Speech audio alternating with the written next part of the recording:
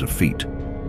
These giants consumed all of humanity's resources, and when humans could no longer provide for them, the giants turned against humanity and began to devour them. They sinned against birds, beasts, reptiles, and fish, and even began to eat each other's flesh and drink blood. The earth itself cried out, accusing the lawless ones.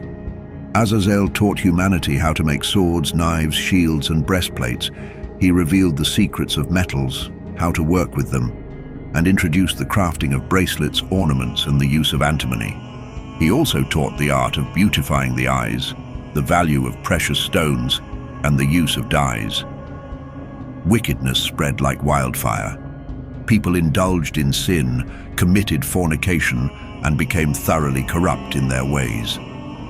Semjazar taught the knowledge of enchantments and root-cutting. Armoros taught how to undo spells. Barakijal shared the secrets of astrology. Kokabel taught about constellations. Ezekiel revealed the knowledge of clouds. Arakiel explained the signs of the earth. Shamsiel revealed the signs of the sun. And Sariel taught the course of the moon. As humanity perished under the weight of their corruption, their cries of suffering rose up to heaven. Michael, Uriel, Raphael, and Gabriel looked down from heaven, and what they saw broke their hearts. Blood flowed across the earth, and lawlessness spread like a plague. They turned to each other in despair and said, "The earth, once peaceful and uninhabited, now cries out with the voices of the suffering.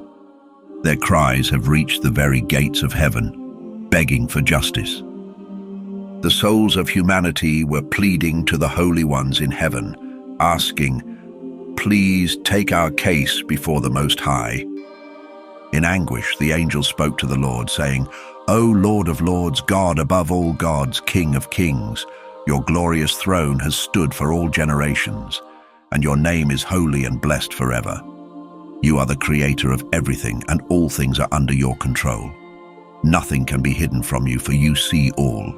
You see what Azazel has done, how he has led the world into darkness, teaching humanity forbidden knowledge, secrets that were meant to stay in heaven.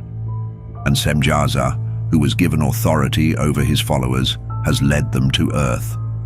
They have taken human women for themselves, defiling them, and through their sin, the women gave birth to giants.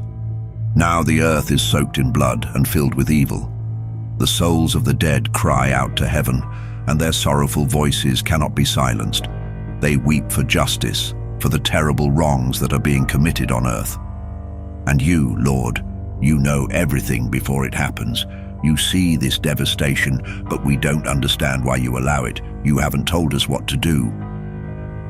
Then the Most High, the Holy and Great One, finally spoke. His voice thundered with authority, and he sent Uriel to the son of Lamech. "Go to Noah," he commanded, "and tell him, 'In my name hide yourself. The end is near. The whole earth is about to be destroyed by a great flood. Everything will be wiped out. Tell him so he may escape and his descendants may survive, to carry on the generations of the world.'" Then the Lord turned to Raphael and said, "Go, find Azazel, bind his hands and feet, cast him into the darkness, into the desert of Dudail. Dig a deep pit and throw him inside. Pile jagged rocks over him. Let him remain there, buried in darkness, so he may never see the light again. He will stay there forever, and on the day of final judgment, he will be thrown into the eternal fire. But now heal the earth, cleanse it from the corruption brought by the angels, announce the healing of the land, so that not all humanity will perish from the secrets the Watchers revealed. The whole earth has been ruined by what Azazel taught, so let him bear the weight of all sin." The Lord spoke to Gabriel with a heavy command, "Go forth against the unholy offspring, the rebellious and corrupt. Destroy the children born from sin, the children of the fallen Watchers. Set them against each other. Let them battle and wipe each other out, for their days are numbered, and they will not live long." He continued, "And as for their fathers, the Watchers, let no plea they make on behalf of their children be heard. They had hoped for eternal life, thinking their offspring might live for 500 years. but their hopes will be shattered.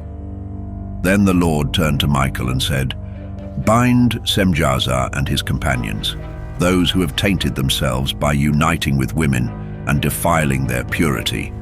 When they witness their sons killing each other and see the destruction of those they love, bind them tight in the depths of the earth. They will remain there, imprisoned for 70 generations, until the final judgment, until the day of reckoning."